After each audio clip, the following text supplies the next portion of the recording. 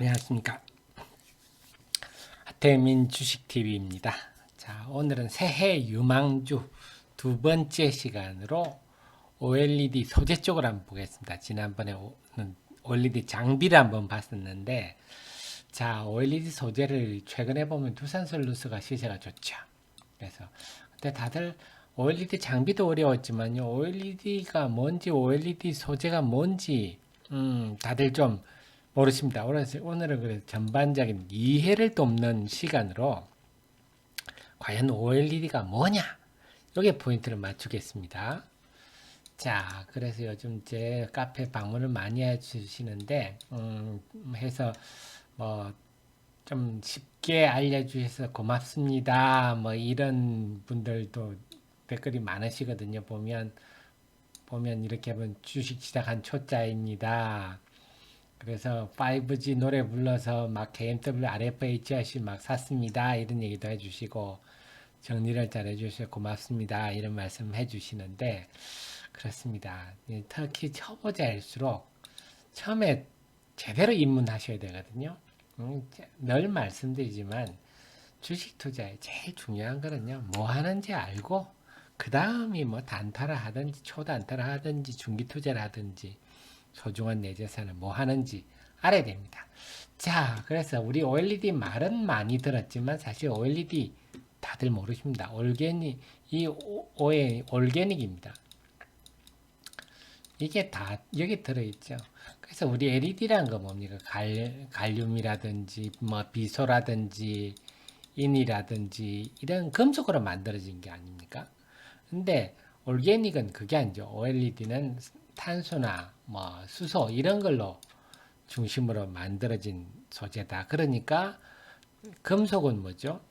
굽어질 수가 없잖아요. 이건 찰랑찰랑 막 똘똘 말 수도 있고 굴들 수도 있고 대신에 이 올게닉의 수명이 길지가 않죠. 그래서 지금 대체로 수명이 맥시멈 10년 아니냐.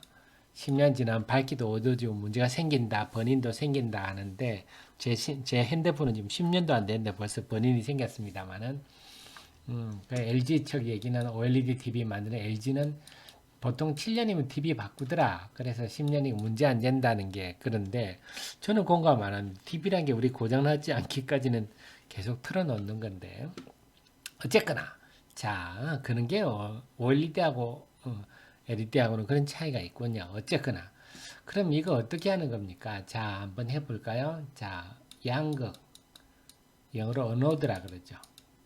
요거 ITO라 합니다. 보통. 자 여기 양극에서 홀이 있네요. 홀. 이걸 우리가 전공이라고 번역을 하는데 홀이라 하시죠. 홀이 쭉 갑니다. 그 다음에 음극에서는 일렉트론이 나옵니다. 쭉 갑니다. 보통 이건 알루미늄으로 봤죠. 자, 그래서 중간에 만납니다. 이게 이제 에미팅 레이어라 해서 여기서 RGB가 생성돼서 여기서 빛이 나는 그런 구조다. 이렇게 보시면 되겠습니다. 이게 OLED군요. 그래서 우리가 ETL, 여기 일렉트론 E, 트랜스포트 레이어. 그러니까 여기서 여기로 가는 유기물질 이걸 ETL이라고 해요. 뭐 통로라고 하죠. 통로라고 이해하십시오. 이또 마찬가지로 그럼 이렇게 가면 HTL이 되겠죠. 홀 트랜스포트 레이어. 그래서 ETL, HTL 이런 거는 이 얘기군요. 그렇습니다.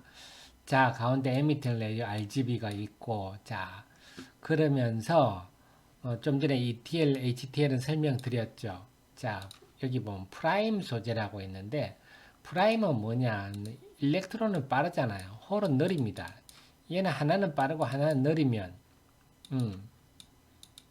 비홀이 생기죠. 그래서 일렉트론의 속도를 좀 낮춰서 발광층이 아까 RGB의 효율을 높이는 역할을 하는 게 프라임이다.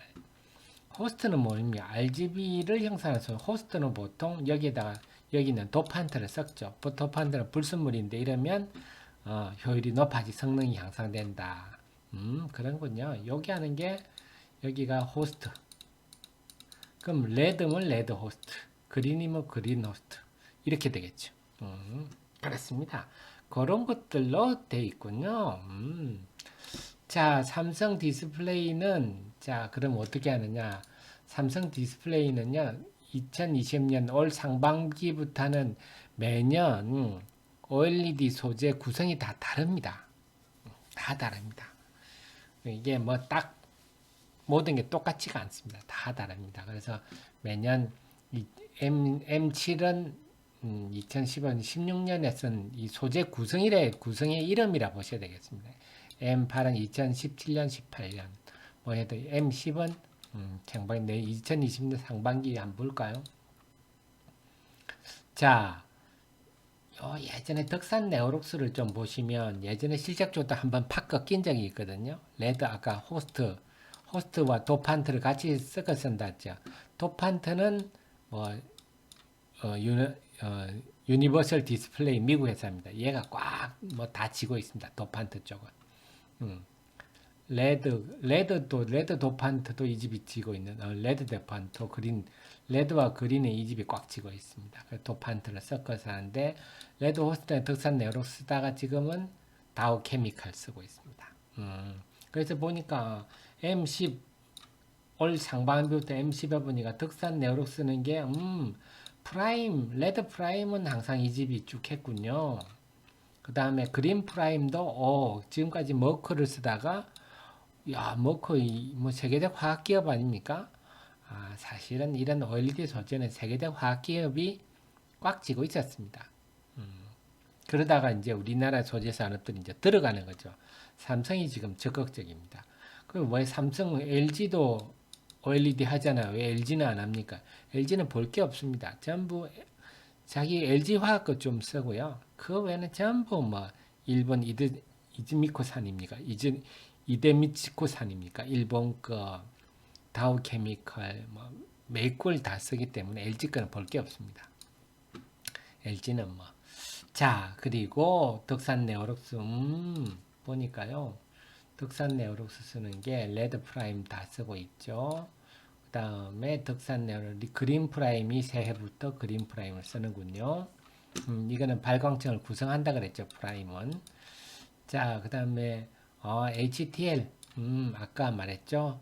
양극에서 나오는 홀이 이렇게 에미팅 레이어로 가는 통로라고 할까요? 유기물질이죠. HTL은 덕산 네오로 두산 솔루스. HTL은 좀 규격화되어 있습니다. 그래서 한 해는 얘 썼다가 한 해는 얘 썼다가 삼성의 정책에 따라서 요건 좀 실적의 변화가 큽니다. 덕산 네오 두산 솔루스가 반반씩 하고 있다 보시면 되고요. 자, 두산 솔루스 이 IR 요거는 뭐냐면 IR 인젝션일 겁니다. 아마 전자를 일렉트론을 넣어주는 그러니까 정확하게 말하면 아까 제가 양국의 은호드가 있고 층이 보면요. 뭐 가로로 얘기하면 이랬습니다. 예를 들어서 여기 음극만 하시죠. 그러면 음극에서는 일렉트론이 있잖아요. 일렉트론이 EIL 인젝션 하고 그다음에 이 트랜스포트 레이어 이렇게 해서 이게 에미터 레이어로 가는 거죠. 요겁니다. 전자를 넣어주는 것. 그래서 두산 솔루스가 여기는 다우케미칼하고 하고 있고 ETL은 LG화학과 쓰고 있고 자 AETL 이게는 뭐냐면 얘가 이렇게 쭉 가지 않습니까? 근데 이 전자가 에미팅 레이어 넘어가 버리면 또 안 되죠. 요 못 넘어가게 막는 거 이게 AETL입니다. 요거는 독점하고 있습니다. 삼성 쪽을. 그렇군요. 그래서 삼성의 소재 공급사는 크게 보면 덕산 네오록스하고 두산 솔루스 두 개군요. 근데 두산 솔루스는 ATL 쪽이 독점이고 HTL 쪽을 ETL은 다우케미칼하고 비교 좀 하고 있고 HTL은 덕산 네오록스하고 하고 있고 덕산 네오록스는 레드 프라임 쪽이겠죠. 레드 프라임, 그린 프라임은 덕산 네오록스. 앞으로 덕산 네오록스가 레드 호스트도 할 수도 있겠군요. 뭐 그렇게 보시면 되겠습니다. 그래서 덕산 네오록스는 프라임 쪽이 좀 세고 HTL 쪽은 두산, 그다음 ETL 전자와 관련된 쪽은 두산이 좀 세고 HTL은 서로 경합하고 있다. 이렇게 이해를 하시면 되겠습니다. 자, 대충 구조를 아셨죠? 그래서 근데 이제 여기서 왜 역대급 호황이냐 하는 부분을 제가 좀 설명드릴게요. 이거는 투자를 하든 안 하든 여러분이 좀 알아주셔야 되는데 여기 포트폴리오 업종 테마 분석 여기라고 하겠습니다. 그래서 대충 두 개인데 득산테코피아도 들어있네요. 득산테크는 조금 이따 설명드릴게요. 그러니까 득산테코피아는 득산네오록스의 관계사거든요. 그래서 요거 만드는 중간층의 중간 원료라 보시면 되겠습니다. 그래서 득산테코피아 요거를 득산네오록스에 하면 득산네오록스는 요거를 어떻게 삼성 SDI에다가 공급하겠죠. 그래서 펜을 만들어지면 삼성전자로 가겠죠. 휴대폰으로. 그래서 소재 비중으로 보면 득산네오록스가 100% 되는 소재 쪽이고 그 다음에 득산테코피아가 48%, 두산솔루션은 생각보다 작죠. 두산솔루션 뭐 하는 회사인지도 이제 간단히 설명드릴게요. 보면 여기 나와 있군요. 자, 동박 우리 일진 머티리얼즈 아시죠? 동박이란 거는 우리가 지금 집에 알루미늄 호일 쓰시죠? 그 알루미늄 박 아닙니까? 알루미늄은 얇게 하면 알루미늄 박이고 이건 구리를 얇게 하는 거죠. 그럼 FPCB에 어떻게 쓰입니까? FPCB 요즘 FPCB는 얇게 해야 되지 않습니까? 또 플렉시블한 경우도 있고 하니까 폴리미드 같은 데다가요. 여기다 구리를 얇게 입힙니다. 그 동박이죠. 그래 찰랑찰랑하고 얇아지고 그렇죠. 그래서 이거 휴대폰용 이런 데 많이 쓰이죠. FPCB 들어가는 게. 그렇습니다. 자, 득산테코피아는 반도체 프리커서. 프리커서는 제가 설명드렸죠. 우리가 밀가루로 수제비를 만들면 이 밀가루가 프리커스다. 이렇게 이해를 하시면 됩니다. 그래서 주로 반도체 디스플레이 쪽에 이제 증착할 때 얇게 증착할 때 크게 쓰는 겁니다. 그렇군요. 그래서 그러고 보니까 이 집도 만만치는 않습니다. 그러니까 이 두 회사 득산솔루, 득산테코피아도 나머지 부분이요 만만치 않습니다.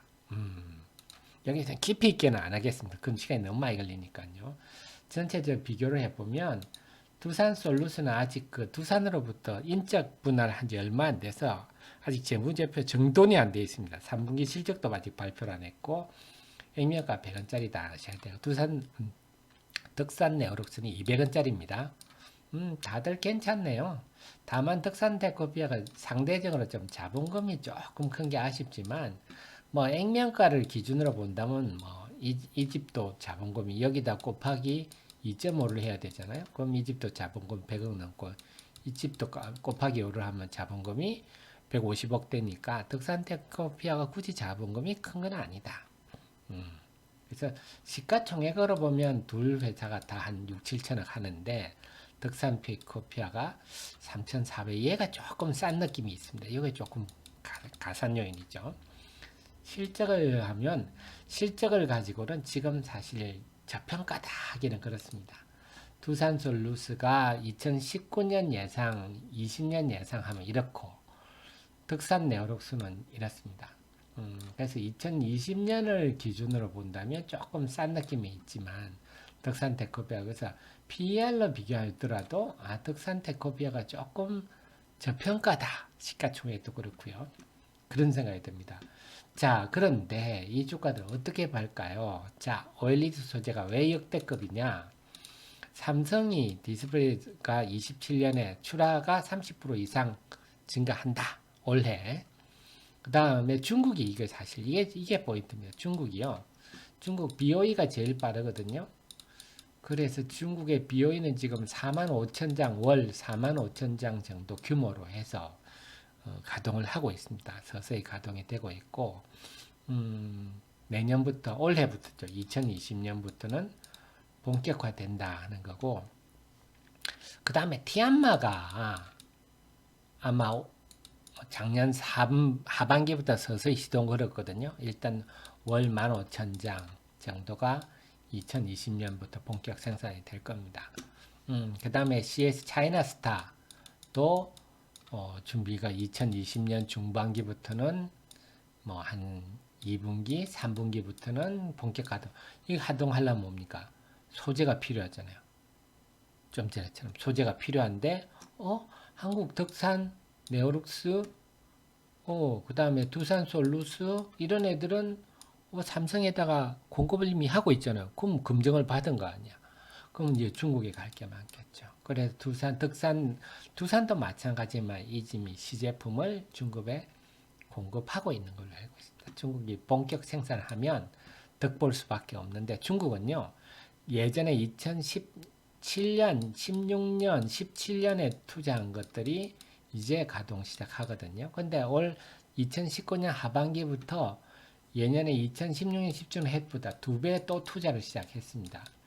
그러니까 앞으로 그러면 이게 2배 한 거 빠르면 2021년 하반기나 아니면 2022년 상반기에 가동하겠죠. 그럼 또 필요하겠죠. 중국이 사실 핵심입니다. 다음에 2021년 상반기부터 삼성전자도 QD OLED TV 만든다 그러지 않습니까? 여기는 양이 훨씬 많이 들어가. 한 300배, 400배 들어간다 그러지 않습니까? 핸드폰에. 크니까 당연하겠죠. 여기에 뭡니까? 소재 국산화입니다. 그래서 삼성은 적극적입니다. 소재 국산화 쪽에서. 그래서 앞으로 이런 것들이 다 했기 때문에 이 소재 쪽은 2016년, 17년에 한번 삼성 디스플레이가 확 투자를 하면서 큰 재미를 봤다가 그 다음에 삼성이 지금 투자를 안 하는 바람에 정체 상태다가 다시 부흥기를 지금 맞고 있는 초기 상황이다. 자, 그러면요. 결국 이 앞을 이건 주식은 제가 늘 말씀드렸지만 미래를 우리가 시가총액을 반영하는 게 현재 주가거든요. 그럼 앞으로 성장할 거를 감안한다면 결국 이 주식은 다 제가 볼 때는 다 저평가라 봐야 됩니다. 근데 언제냐 그게 문제 반영하는 건데 그런데 우리가 지금 현재 경험적으로는요. PER 한 40배까지 있는 반영을 해주더라고요. 물론 더 가지 말라는 법은 없습니다. 저는 더 갈 수도 있다고 봅니다. 어쨌거나 PER은 한 40배. 그럼 두산솔루스가 2019년 실적으로 하면 6424, 한 25,000원? 그죠? 2019년 실적이면. 그 다음에 덕산네오룩스는 40배 하면 뭡니까? 28,000원? 그 다음에 덕산테코피아는 하면은, 요거군요. 6424 이것도 한 2만 한 6천원 봐야 되겠군요. 요것도 한 40배면 요거는 4만원인데 요건 좀 중간 물질이니까 좀 깎아준다 치다 한 3만원 이렇게 볼 수 있겠습니다. 근데 어쨌거나 또 새해 2000 올해 예상 전망치 하면 또 올라가겠죠.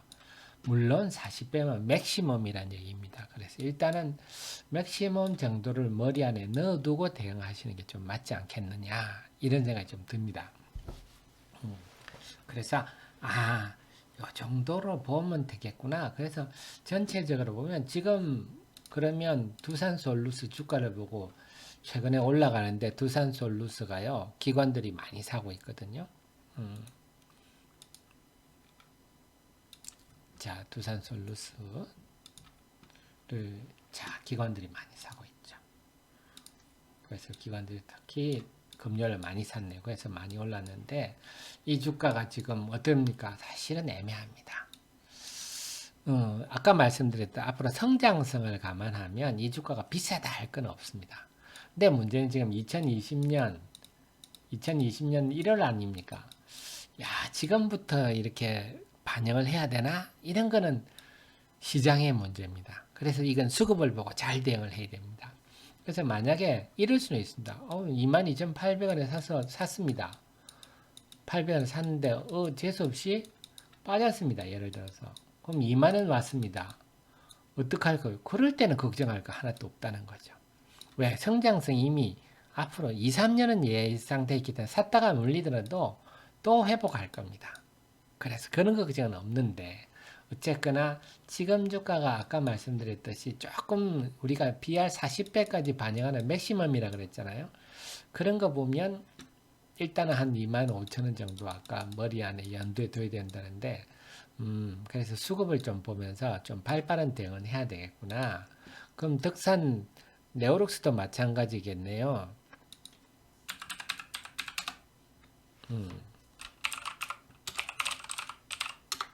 자, 특산 네오록스는 뭡니까?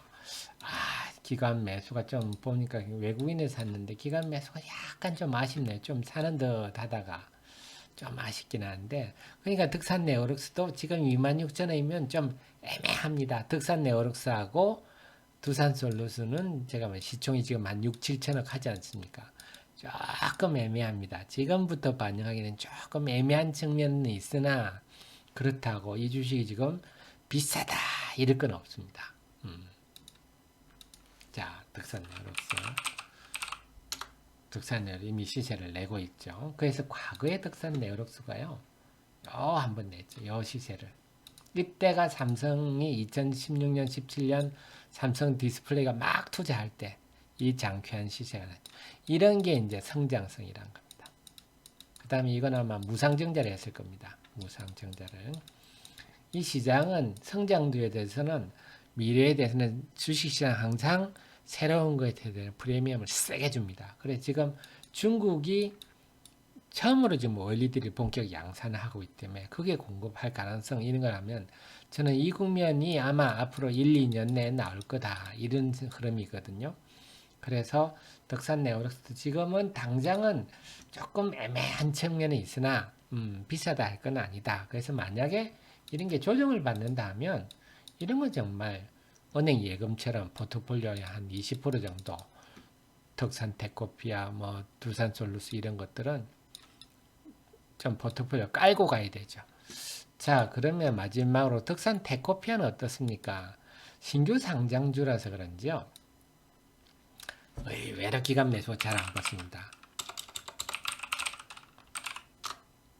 자, 덕산 테코피아가 상장하고 좀 가는 듯 하다가 별 재미 못 보고 와서 다시 움직이고 있는데, 자, 최근에 기관이 사기는 사고 있으나 조금 애매하게 지금 하고 있죠. 크게 사는 건 아닌데, 자, 그래서 제가 볼 때는 덕산 셋 중에는 일단 덕산 테코피아가 제일 좀 저평가 받았다. 그 다음에 상장하고 아직 흐리문 기간이 안 왔다. 뭐 조금 가다가 자빠져가지고 이제 거기에 드는 거라서, 제가 볼 때는 아까 말씀드렸듯이 뭐 일단 당장은 뭐 보수적으로 한 23,000원에서 25,000원 정도 보고 가볼만 하지 않냐. 다만 수급은 보자. 그래서 아까 말씀드린 덕산테크피아가 OLED 소재도 있지만 반도체 프리커스 부분이 이것도 똑같이 소재 국산의 득을 보고 있는 부분이 있거든요. 다음에 제가 개별 기업에 대해서는 별도로 제가 핵심 기업 분석 영상을 하나 만들겠습니다. 기업에 대해서는 별도로 여기서 다 하면 시간이 너무 많이 걸리니까. 그래서 반도체 프리커서 부분도 올해 좋아지는 부분이라서 그래서 할인할 건 없겠다. 그래서 결론적으로는 셋 다 뭐 다 굉장히 중기적으로 한번 유심히 계속 보셔야 될 종목이고, 단기적으로 수급이 된다면 덕산 테코피아가 상대적으로 유리하고, 당장의 수급 측면에서는 두산 솔루스가 좀 유리하죠. 당장의 수급은 보셨겠지만 기관 매수가 있어서 당장의 수급은 두산 솔루스가 좀 유리하나, 시가총액이 7천억 가까이 가고 있어서 좀 발빠른 매매는 필요하겠다. 아시겠죠? 그래서 자, 오늘은 우리 개인 투자자들이 소재는 참 어렵습니다.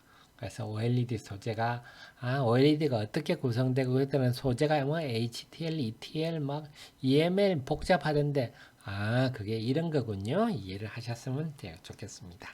자, 앞으로도 계속 뭐 바이오라든지 낸더 플래시라든지 새해의 성장 업종 테마들 계속 잡아서 제가 특집 방송 해드리도록 하겠습니다. 주변에 꼭 소개해 주시고요. 엄지척 꼭 눌러 주십시오. 고맙습니다.